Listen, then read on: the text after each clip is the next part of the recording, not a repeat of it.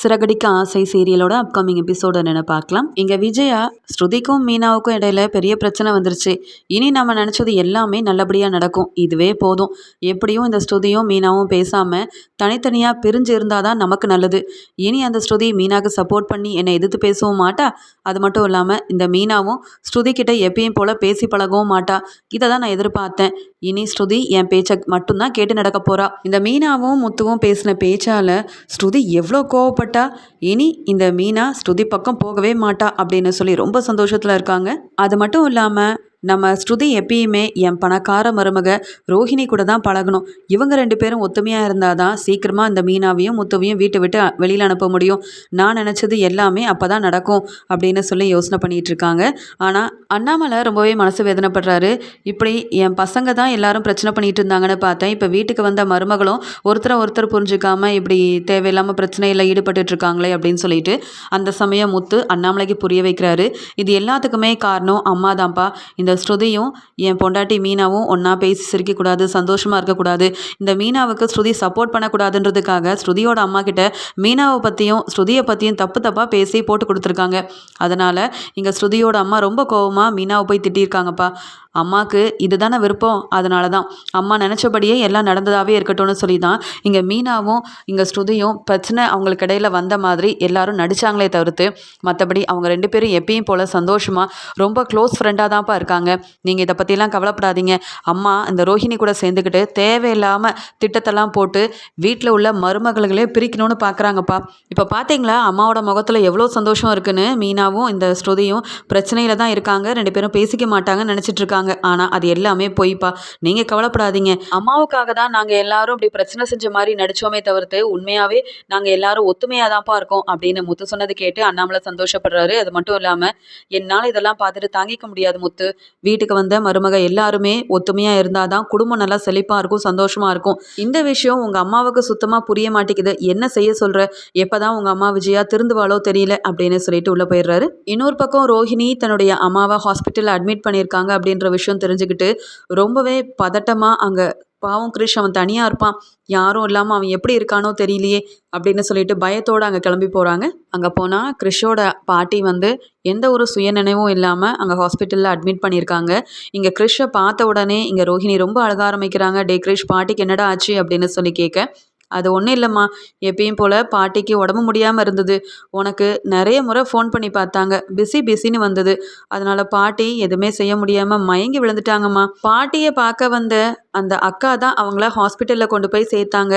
அந்த நர்ஸ் அக்காவுக்கிட்டேயே என்ன விஷயம்னு கேளுங்கம்மா அப்படின்னு சொல்லி இங்கே கிறிஷும் ரொம்ப அழுகிறான். அது மட்டும் இல்லாமல் பாட்டி எப்போம்மா கண்முழிப்பாங்க, பாட்டி இப்படி படுத்துருக்கிறத பார்க்க எனக்கு ரொம்ப கவலையாக இருக்குமா அப்படின்னு சொல்லி கிறிஷ் ரொம்ப பயத்தோடு அழுதுகிட்டே இருக்கான். அதுக்கு உடனே ரோஹிணி, நீ கவலைப்படாத, பாட்டி பக்கத்துலேயே என்ன ஏதுன்னு நான் போய் ஹாஸ்பிட்டலில் கேட்டுட்டு அதுக்கப்புறமா நான் உங்ககிட்ட சொல்கிறேன்டா கிரிஷ், நீ எதுக்கும் பயப்படக்கூடாது, கவலைப்படக்கூடாது, அம்மா இருக்கேன்ல அப்படின்னு சொல்லி பேசிட்டு அங்கே டாக்டராக பார்க்கறதுக்காக போகிறாங்க. அங்கே ரோஹிணியை பார்த்த டாக்டர், அம்மா யார் நீங்கள் அப்படின்னு கேட்க, எங்கள் அம்மாவை ஹாஸ்பிட்டலில் அட்மிட் பண்ணியிருக்காங்க, அவங்க பொண்ணு கல்யாணி நான் அப்படின்னு சொல்ல, ஹாஸ்பிட்டலில் இருக்க டாக்டரும் இங்கே ரோஹிணியை நல்லா திட்டுறாங்க. ஏம்மா, முன்னமே நீங்கள் உங்கள் அம்மாவை கூட்டிகிட்டு வந்தீங்கல்ல ஒரு முறை, அப்போவே சொன்னல உங்கள் பக்கத்துலேயே வச்சு பார்த்துக்கோங்க, அவங்களுக்கு பக்கத்தில் யாராவது ஒரு ஆள் கண்டிப்பாக இருந்துகிட்டே இருக்கணும்னுட்டு. அவங்களோட உடல் நிலையை பற்றி நல்லா தெரிஞ்சிருந்தோம், அதை பற்றி கொஞ்சம் கூட யோசிக்காமல் இப்படியா பொறுப்பு இல்லாமல் அவங்கள தனியாக விட்டு வைப்பீங்க. அது மட்டும் இல்லாமல் அவங்க ஒரு பையனை வேற பார்த்துக்கிறாங்க, அவங்க இவங்களையே பார்த்துக்க முடியாத சூழ்நிலையில் அந்த பையனை எப்படிமா பார்த்துப்பாங்க? கொஞ்சம் கூட பொறுப்பாக நடந்துக்க மாட்டிங்களா? நீங்கள் உண்மையாகவே அவங்களோட பொண்ணு தானே? அப்படி இருக்கும்போது நீங்கள் ஏன் இப்படி செஞ்சீங்க? இப்போ பாருங்கள், அவங்க சரியாக சாப்பிடாம அவங்கள பற்றியே அவங்க யோசிக்காமல் இப்படி வீட்டு வேலை எல்லாத்தையுமே செஞ்சு இப்போ இந்த நிலமையில நிற்கிறாங்க. நாங்கள் சொன்னதை கேட்காம நீங்கள் உங்கள் இஷ்டத்துக்கு இருந்தீங்கன்னா இனி மேற்கொண்டு அவங்கள எங்களால் காப்பாற்றவே முடியாது.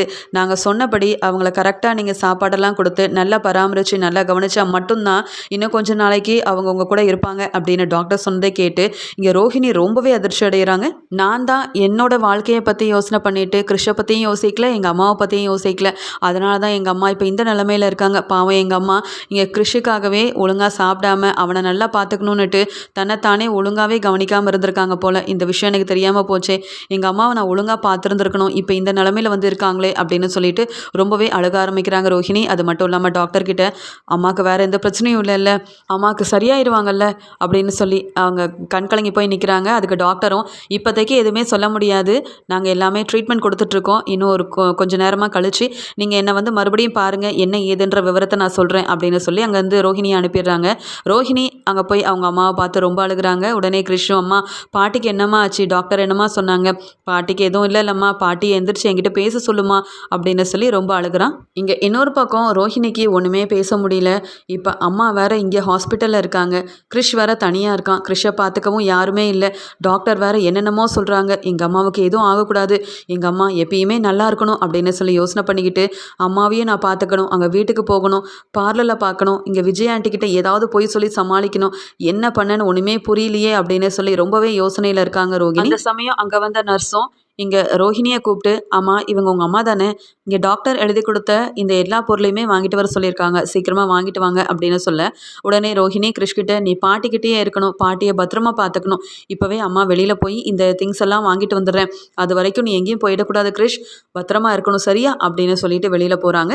இன்னொரு பக்கம் ரோஹிணி ரொம்ப பதட்டமா பயத்தோட, எங்கள் அம்மாவுக்கு எதுவும் ஆயிடக்கூடாது, நான் எங்கள் அம்மாவை இத்தனை நாள் ஒழுங்காக கவனிக்காமல் விட்டுட்டேன், என்னுடைய வாழ்க்கை தான் முக்கியம்னு நான் எடுத்த முடிவால் பாவம் ஒரு பக்கம் என் பையன் கிறிஷ், இன்னொரு பக்கம் என்னோட அம்மா இவ்வளோ கஷ்டப்பட்டுட்டு இருக்காங்க, இதை புரிஞ்சுக்காம என்னுடைய வேலை தான் முக்கியம், என்னுடைய கல்யாண வாழ்க்கை தான் முக்கியம், இங்கே என்னுடைய புகுந்த வீடு தான் முக்கியம்னுட்டு நான் இப்படியே இருக்க போய் தான் எங்கள் அம்மா இப்போ இந்த நிலமையில இருக்காங்களே அப்படின்னு சொல்லி யோசனை பண்ணிக்கிட்டு அங்கே வெளியில் திங்ஸ் எல்லாம் வாங்குறதுக்காக போயிடுறாங்க. இங்கே முத்து சாப்பிட்டுட்டு இருக்கும்போது அவருக்கு ஒரு ஃபோன் கால் வருது. இங்கே முத்துவும் ஃபோனில் யார் பேசுகிறாங்கன்னு பேசும்போது அவருக்கு ஒரு சவாரி வந்திருக்கு. உடனே பாதியிலே சாப்பாடுலேருந்து எந்திரிச்சிடறாரு முத்து. உடனே மீனாவும், என்னங்க இது, நீங்கள் வர வர ஒழுங்காக சாப்பிடவே மாட்டேங்கிறீங்க, காலையிலேருந்து நைட்டு வரைக்கும் கண் முழிச்சு வேலை பார்க்குறீங்க, அங்கே இங்கேன்னு அலைஞ்சு திரிஞ்சுக்கிட்டே இருக்கீங்க, ஒழுங்காக சாப்பிட வேண்டாமா அப்படின்னு சொல்ல, இல்லை மீனா, யாருக்கோ உடம்பு முடியல போல் அழுதுகிட்டே ஃபோன் பண்ணுறாங்க, உடனே கிளம்பி வர சொல்கிறாங்க, நான் இந்த சவாரிக்கு போகலைன்னா பாவம் கஷ்டப்படுவாங்க, ஹாஸ்பிட்டலில் போய் அட்மிட் பண்ணிவிட்டு அதுக்கப்புறமா நான் எப்படியாவது சவாரியை முடிச்சுட்டு வீட்டுக்கு வந்து சாப்பிட்டுக்கிறேன், பாவம் கஸ்டமர் ரொம்ப அழுதுகிட்டே கால் பண்ணுறாங்க அப்படின்னு சொல்ல, உடனே அண்ணாமலையும், டே முத்து முதல்ல நீ கிளம்புடா, பாவம் உன்னை நம்பி ஃபோன் பண்ணியிருக்காங்க, அங்கே என்ன நிலமையோ ஏதோ தெரியல, ஹாஸ்பிட்டல் கூட்டிகிட்டு போகணுன்னா பத்திரமா கூட்டிகிட்டு போயிட்டு வாடா அப்படின்னு சொல்ல, இங்கே சவாரிக்கு உடனே முத்துவும் கிளம்புறாரு. இங்கே முத்து வேகமாக போய் அந்த சவாரியை காரில் ஏற்றிக்க, உடனே அங்கே உள்ள எல்லாருமே அழுதுட்ருக்காங்க.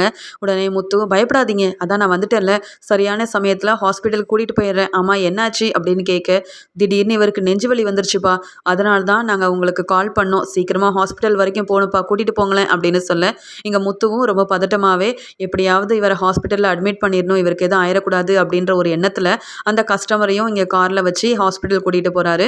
இங்கே அவங்க உள்ள சொந்தக்காரங்க எல்லாருமே அவரை பதட்டமாக அங்கே ஹாஸ்பிட்டலில் கூட்டிகிட்டு போய் அட்மிட் பண்ணுறாங்க. வெளியில் நிற்கிற முத்துவும் பாவம், வீட்டில் ஒரு ஆளுக்கு உடம்பு முடியலன்னா வீட்டில் உள்ள எல்லாருமே எவ்வளோ பதறாங்க, எவ்வளோ அழுகுறாங்க, இதை பார்க்கும்போது எனக்கே ரொம்ப கஷ்டமாக இருக்குது, என் அப்பாவை நான் நல்லா பார்த்துக்கணும், அவருக்கு ஒன்றுனா என்னால் தாங்கவே முடியாது, அதே மாதிரி தானே மற்றவங்களும் இருப்பாங்க அப்படின்னு சொல்லி அந்த சவாரிக்கு வந்த எல்லாருமே அவங்க அப்பாவை ரொம்ப அழுதுகிட்டே ஹாஸ்பிட்டல் கூட்டிகிட்டு போகிறத பார்த்த முத்து ரொம்பவே கண்கலங்கி போய் இருக்காரு. எல்லாரும் நல்லா இருக்கணும் அப்படின்னு நினச்ச முத்து அங்கே ஹாஸ்பிட்டலுக்கு வெளியில் அங்கே கஸ்டமரை பார்த்துக்கிட்டே அப்படியே நிற்க, அந்த சமயம் இங்கே ரோஹிணி ரொம்ப வேகமாக ஹாஸ்பிட்டலுக்குள்ளே டாக்டர் சொன்ன திங்ஸ் எல்லாம் வாங்கிக்கிட்டு போகிறாங்க. ஆனால் முத்து வெளியில் நிற்கிறத ரோஹிணி பார்க்கவே இல்லை. ஆனால் ரோஹிணி போகிற எல்லா விஷயத்தையுமே முத்து கவனமாக பார்த்துக்கிட்டே இருக்காரு. ஆமாம், இது பார்லர்லமாவாச்சே, என்னவோ காலையில் ரொம்ப பெரிய வேலை இருக்குன்னு சொல்லிட்டு பார்லருக்கு சீக்கிரமாக போகணும்னு கிளம்பி வந்தாங்க மாதிரி இல்லை இருந்துச்சு. அது மட்டும் இல்லாமல் இப்போ என்ன இங்கே ஹாஸ்பிட்டலுக்கெலாம் போயிட்டுருக்காங்க, என்ன ஏதுன்னு ஒன்றுமே புரியலையே, ஏதாவது தெரிஞ்சவங்க வந்திருப்பாங்களா, தெரிஞ்சவங்கள பார்க்க வந்திருப்பாங்களா, இல்லை இந்த பார்லர்லமா சுத்தமாக இங்கே சொந்தக்காரங்க யாருமே இல்லைன்னு சொன்னாங்க, அப்போ யாரை பார்க்கறதுக்காக இப்படி வேகமாக இந்த ஹாஸ்பிட்டலுக்குள்ளே போகிறாங்க, என்ன ஏதுன்னு ஒன்றுமே புரியலையே அப்படின்னு சொல்லி யோசனை பண்ண முத்து அங்கேருந்து கிளம்பாமல் இங்கே ஹாஸ்பிட்டலுக்கு வெளியிலேயே ரொம்ப நேரமாக யோசனை பண்ணிகிட்டு இருக்க. உள்ளே போய் என்ன ஏதுன்னு பார்க்க வேண்டிதான். நாம் என்ன ஏதுன்னே தெரியாமல் என்ன விஷயம்னு புரியாமல் இப்படி யோசனை பண்ணுறதை விட பேசாமல் அந்த பார்லர்லமா என்ன பண்ணுறாங்க, ஹாஸ்பிட்டலுக்கு எதுக்கு வந்தாங்கன்னு உள்ளே போய் பார்க்க வேண்டிதான் அப்படின்னு யோசிக்கிறாங்க. இன்னொரு பக்கம் முத்துவுக்கு தோணுது, ஏற்கனவே இந்த மீனா இந்த பார்லர்லமாவை பற்றி விசாரிக்க போய் தான் வீட்டில் பெரிய பிரச்சனை வந்தது, மீனாவையும் என்னையும் நிற்க வச்சு இந்த பார்லர்லமா அவமானப்படுத்தி பேசிச்சு, இப்போ அவங்க விஷயத்தில் தலையிட்டா ஏதாவது பிரச்சனை வருமோ அப்படின்ற மாதிரி யோசிக்கிறாரு. ஆனாலும் நான் ஒன்றும் மீனா மாதிரி எல்லாத்துக்கும் தலையாட்டிக்கிட்டே இருக்க மாட்டேனே. என்கிட்ட இந்த பார்லர் அம்மா ஏதாவது உண்மையை மறைச்சிச்சோ இல்லை என்ன ஏதாவது எல்லாரும் முன்னாடி அவமானப்படுத்துகிற மாதிரி பேசினாலோ நான் நல்ல பதில் கொடுத்துருவேன். அதனால எனக்கு என்ன பயம்? உள்ள போய் என்னன்னு பார்ப்போம். யாரை பார்க்க வந்திருக்காங்க, எதுக்காக இந்த பார்லர்லம்மா இங்கே வந்திருக்காங்கன்னு பார்க்க தானே செய்யணும் அப்படின்னு சொல்லிட்டு யோசனை பண்ணிட்டு இருந்த முத்து அங்கே ஹாஸ்பிட்டலுக்குள்ளே ரோஹிணியை பார்க்கறதுக்காக உள்ளே போகிறாரு. இங்கே ரோஹிணி அவங்க வாங்கிட்டு வந்த திங்ஸ் எல்லாத்தையுமே டாக்டர் கிட்ட கொடுத்துட்டு உடனடியாக எங்கள் அம்மாவை வந்து பாருங்க. ஆமாம், இந்த திங்ஸ் எல்லாம் வாங்கிட்டு வர சொன்னீங்களே, எங்கள் அம்மா இப்போ எப்படி இருக்காங்க டாக்டர், ஏதாவது சொல்ல முடியுமான்னு கேட்க, இருமா அதான் சொன்னேன்ல, அம்மா நல்லா இருக்கும்போது ஒழுங்காக பார்த்துக்க மாட்டீங்க, ஆனால் இப்போ ஹாஸ்பிட்டலில் அட்மிட் ஆனதுக்கப்புறமா நல்லா கவனிக்கிற மாதிரி நடிக்கிறீங்களா? நான் தான் ஏற்கனவே சொன்னேனே பக்கத்துலேருந்து பார்த்துக்கோங்கன்னுட்டு, ஏதோ வேலை தான் முக்கியம் வாழ்க்கை தான் முக்கியம்னுட்டு நீங்கள் பாட்டுக்கு தள்ளி இருந்தீங்கன்னா இப்போ பாருங்கள் இந்த நிலமையில கொண்டு வந்து நீங்கள் தானே விட்டுருக்கீங்க. அப்புறம் இப்போ ரொம்ப பொறுப்பாக நடந்துக்கிற மாதிரி பேசினா என்ன அர்த்தம்? பொறுமையாக இருங்க, நாங்கள் தான் ட்ரீட்மெண்ட் கொடுத்துட்ருக்கோம்ல, அப்புறமா என்ன ஏதுன்னு சொல்கிறோம் அப்படின்னு ரோஹிணியை திட்டிடுறாங்க டாக்டர். இங்கே முத்துவும் எதுக்காக ரோஹிணி வந்தாங்க, அவங்க எங்கே இருக்காங்க அப்படின்னு தேடி தேடி போக அங்கே ரோஹிணி ஒரு இடத்துல நிற்கிறாங்க. பக்கத்தில் பார்த்தா கிறிஷ் இருக்கான், இன்னொரு பக்கம் பார்த்தா அவங்க அம்மாவை ஹாஸ்பிட்டலில் அட்மிட் பண்ணியிருக்காங்க. இதை எதிர்பார்க்காத இங்கே முத்துவும் அவங்க எல்லாரும் இருக்கிறத பார்த்துட்டு ரொம்பவே அதிர்ச்சி அடைகிறாங்க. அது மட்டும் இல்லாமல் என்ன இந்த கிறிஷ் இங்கே வந்திருக்கான், அது மட்டும் இல்லாமல் கிறிஷோட பாட்டியை வேற ஹாஸ்பிட்டலில் அட்மிட் பண்ணியிருக்காங்க, இங்கே பக்கத்தில் ரோஹிணி இருக்காங்க. அப்போ ரோஹிணி இவங்க ரெண்டு பேரையும் பார்க்கறதுக்காக தான் இங்கே வந்தாங்களா? ரோஹிணிக்கும் இவங்களுக்கும் என்ன சம்மந்தம்? யாராவது வீட்டுக்கு வந்தாலே இந்த ரோஹிணி அந்த பேச்சு பேசுவாங்க. எத்தனையோ முறை கிறிஷையும் கிறிஷோட பாட்டியவும் நம்ம வீட்டுக்கு கூட்டிகிட்டு வந்திருக்கேன், இவங்க அவங்கள ஏறெடுத்து பார்த்ததும் இல்லை, உதவின்னு எதுவும் செஞ்சதும் கிடையாது. அப்படி இருக்கும்போது எதுக்காக இவங்க கிறிஷோட பாட்டிக்கு உதவி செய்கிறதுக்காக இங்கே வந்து நிற்கிறாங்க? இவங்க ரெண்டு பேர்த்துக்கும் என்ன தொடர்பு இருக்குது? ஏதாவது உறவின் முறையில் தொடர்பு இருக்குமா? ஒன்றுமே புரியலையே அப்படின்னு சொல்லி பார்த்துட்ருக்க அங்கே வந்த டாக்டர் இங்கே ரோஹிணியோட அம்மாவை செக் பண்ணிவிட்டு, ஏமா கல்யாணி, இனியாவது புரிஞ்சுக்கோ, அவங்களுக்கு எங்களால் முடிஞ்ச அளவு ட்ரீட்மெண்ட் கொடுத்துட்டோம், மேற்கொண்டு அவங்கள நீங்கள் தான் நல்லா பார்த்துக்கணும். அது மட்டும் இல்லாமல் கூட ஒரு ஆள் கண்டிப்பாக இருந்தே ஆகணும்.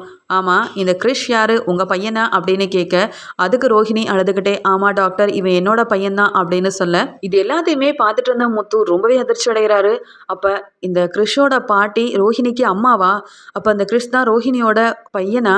இந்த விஷயம் தெரியாமல் நான் வேறு என்னென்னவோ யோசனை பண்ணிகிட்டு இருந்தேனே. இந்த ரோஹிணி எப்படிப்பட்ட உண்மையெல்லாம் வீட்டில் மறைச்சிருக்கா?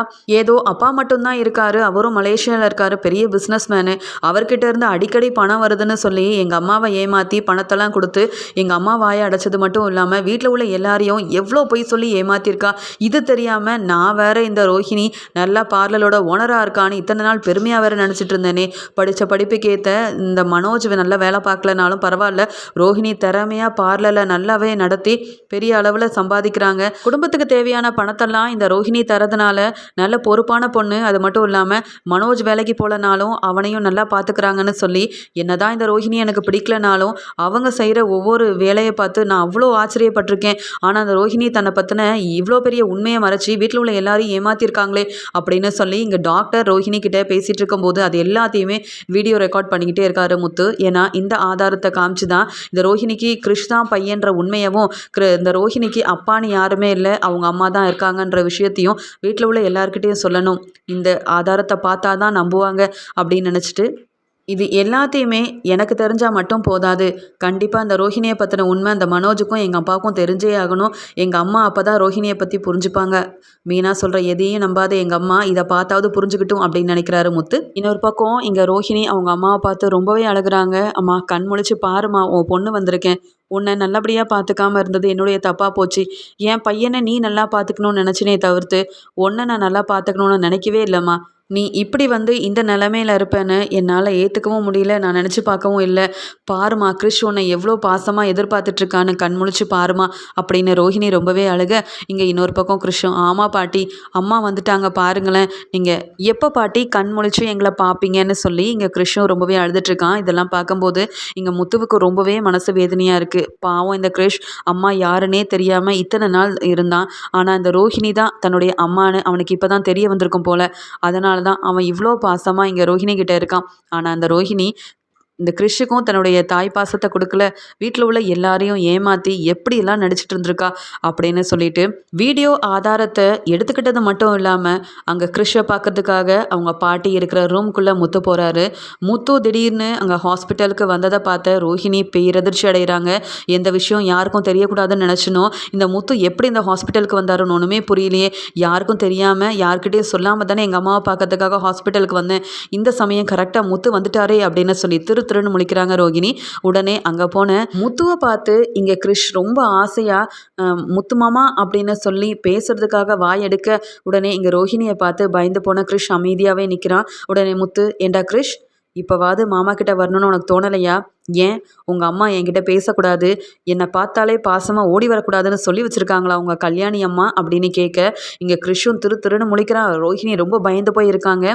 அதுக்கு உடனே இங்கே முத்து கிறிஷ்கிட்ட, என்ன கிறிஷ், உங்கள் அம்மா இப்போ உன் பக்கத்துலேயே இருக்காங்க போல, இவங்க தானே உன் அம்மா, இவங்க தானே உன் பாட்டி அப்படின்னு கிறிஷ்கிட்ட கேள்வி கேட்க, இங்கே கிறிஷும் மெதுவாக தலையாட்டுறான். ஆமாம், இவங்க தான் என் அம்மா அப்படின்னு அவனே சொல்லிடுறான். இங்கே ஒன்றுமே பேச முடியாமல் இன்னொரு பக்கம் கிறிஷும் நான் தான் அம்மானு சொல்லிட்டேன். அது மட்டும் இல்லாமல் இந்த முத்து வெளியிலேருந்து நான் எங்கள் அம்மா கிட்ட பேசினேன் எல்லாத்தையுமே கேட்டுட்டு தான் இங்கே வந்து நிற்கிறாரு அப்படின்னு புரிஞ்சுக்கிட்ட ரோஹிணியும் ஒன்றுமே பேசாமல் அங்கே நிற்க, உடனே முத்து, என்ன பார்லலம்மா இதெல்லாம், உங்களுக்கு அப்போ அம்மாவும் இருக்காங்க பையனும் இருக்காங்களா?